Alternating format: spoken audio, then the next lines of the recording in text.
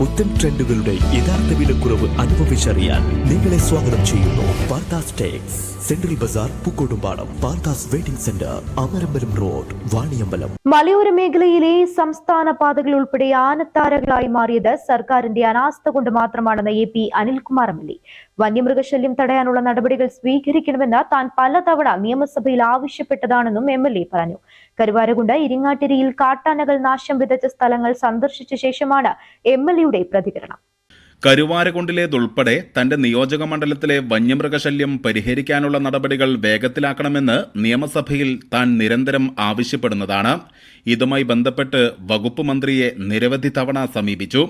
ജനങ്ങൾ നേരിടുന്ന ഇത്തരം പ്രശ്നങ്ങളോട് മുഖം തിരിക്കുന്ന സമീപനമാണ് സംസ്ഥാന സർക്കാർ സ്വീകരിക്കുന്നത്. മലയോര മേഖലയിലെ റോഡുകൾ ആനത്താരകളായി മാറിയത് സർക്കാരിന്റെ സമീപനം ഒന്നുകൊണ്ട് മാത്രമാണ്. കാട്ടാനകളെ ജനവാസ മേഖലകളിൽ നിന്ന് തുരത്താനും പുലി, കടുവ തുടങ്ങിയ വന്യമൃഗങ്ങളെ പിടികൂടാനുമുള്ള സംവിധാനങ്ങൾ പോലും ഇന്ന് വനം വകുപ്പിന്റെ കൈവശം ഇല്ലെന്നും AP അനിൽകുമാർ MLA കുറ്റപ്പെടുത്തി.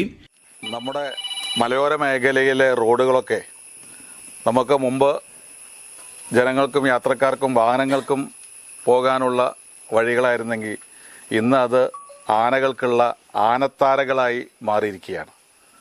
റോഡിൽ കുണ്ടും കുഴിയുണ്ട് എന്നുള്ള ആക്ഷേപം പറയുന്ന നമുക്ക് അതോടൊപ്പം തന്നെ ഇപ്പോൾ ആനശല്യം കൊണ്ട് യാത്രക്കാർക്കും വാഹനങ്ങൾക്കും പോകാൻ കഴിയാത്ത ഒരവസ്ഥയാണ് ഇന്ന് നമ്മുടെ നിയോജകമണ്ഡലത്തിൽ കരുവാരക്കുണ്ടായാലും കാളികാവാലും എല്ലായിടത്തും ഉള്ളത്.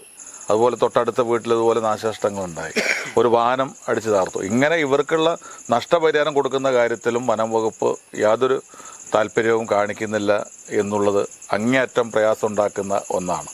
ജനങ്ങൾ ഇന്ന് അങ്ങേയറ്റം അസ്വസ്ഥരാണ്, അങ്ങേയറ്റം പ്രയാസത്തിലാണ്. കൃഷി പൂർണ്ണമായി നശിപ്പിക്കുന്ന സാഹചര്യം ഒരു ഭാഗത്ത്, അതോടൊപ്പം തന്നെ ഭയപ്പാടോടുകൂടി ജീവൻ നിലനിർത്താൻ പേടിയോടുകൂടി ജീവിക്കേണ്ട ഒരു സാഹചര്യം ഒരു ഭാഗത്ത്. അതിനെല്ലാം കൊണ്ടും പ്രയാസം അനുഭവിക്കുന്നു. പക്ഷേ ഗവൺമെൻറ്റിനെ സംബന്ധിച്ചിടത്തോളം ഇത്തരം കാര്യങ്ങളിലൊന്നും ഒരു ശ്രദ്ധയുമില്ല, ആവശ്യമായ കാര്യങ്ങളൊന്നും തന്നെ ചെയ്യുന്ന സാഹചര്യമില്ല. ഇപ്പോൾ റോഡുകളും ആനകൾക്കുള്ള വഴികളായി മാറിക്കഴിഞ്ഞു. ഇനി ജനങ്ങൾക്ക് റോഡിലും സ്വൈരമായി സമാധാനത്തോടുകൂടി സഞ്ചരിക്കാൻ കഴിയാത്ത സാഹചര്യമാണ് ഇപ്പോൾ ഇവിടെയൊക്കെ ഉള്ളത്. അതുകൊണ്ട് ഗവൺമെൻറ്റിനോട് പറഞ്ഞു തന്നെ ആവർത്തിച്ച് പറയണം, ചെയ്യാവുന്ന കാര്യങ്ങൾ എത്രയും പെട്ടെന്ന് കാട്ടിൽ നിന്ന് ആനകൾ ഇറങ്ങുന്ന ഏതാണോ വഴികൾ, ആനത്താരകൾ, അത് അവിടെയെങ്കിലും ഫെൻസിങ്ങും മറ്റു കാര്യങ്ങളും ചെയ്തുകൊണ്ട് നാട്ടിലേക്ക് ആന ഇറങ്ങി നിയന്ത്രിക്കാനുള്ള ശ്രമം ഉണ്ടാവണം. പുലിയും കടുവയും പോലെയുള്ള കാര്യങ്ങളെ പിടിക്കുന്നതിന് DFOയുടെ കീഴിൽ ആകെ 4 കൂടുകളും അല്പം ക്യാമറകളും മാത്രമാണുള്ളത്. അപ്പോൾ അതിനൊക്കെയുള്ള പണം അനുവദിച്ച് കൂടുതൽ കൂടുകളും ക്യാമറകളും അനുവദിച്ച് ഇത്തരത്തിൽ എവിടെയാണോ ഇത്തരം സാന്നിധ്യം, പുലിയുടെ സാന്നിധ്യം അല്ലെങ്കിൽ കടുവയുടെ സാന്നിധ്യം ഉള്ളത്, അവിടെയൊക്കെ എത്രയും പെട്ടെന്ന് കൂടുകൾ സ്ഥാപിച്ച് പിടിക്കാനുള്ള നടപടി ആണ് ഗവൺമെൻറ്റിൻ്റെ ഭാഗത്തുനിന്ന് ഉണ്ടാവേണ്ടത്. വലിയ ഗുരുതരമായ വീഴ്ച ഇത്തരം കാര്യങ്ങളിലൊക്കെ ഗവൺമെൻറ്റിൻ്റെ ഭാഗത്തുനിന്നുണ്ട് എന്നുള്ളത് പ്രത്യേകം പറയുന്ന സന്ദർഭം വിനിയോഗിക്കുക. കഴിഞ്ഞ ദിവസം പറയന്മാട് മലയിറങ്ങി വന്ന 3 കാട്ടാനകൾ 2 സംസ്ഥാന പാതകൾ മുറിച്ചു കടന്ന് കിലോമീറ്ററുകൾ താണ്ടിയാണ് തുവ്വൂരിലെത്തിയത്. ആനകളെ കാട്ടിലേക്ക് തുരത്താനുള്ള വനം വകുപ്പിന്റെ ശ്രമത്തിനിടെ നിരവധി നാശനഷ്ടങ്ങളാണ് കരുവാരകുണ്ട് ഇരിങ്ങാട്ടിരി മേഖലയിൽ ഉണ്ടായിട്ടുള്ളത്.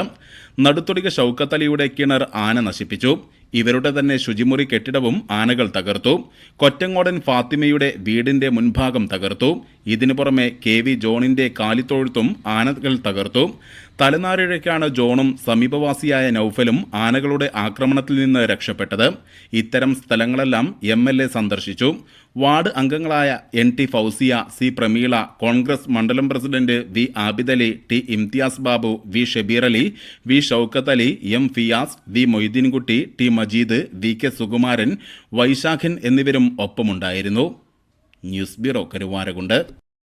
സ്വന്തം ഹൈസ്പീഡ് ഇന്റർനെറ്റ്, നമ്മുടെ സ്വന്തം ഇന്റർനെറ്റ്.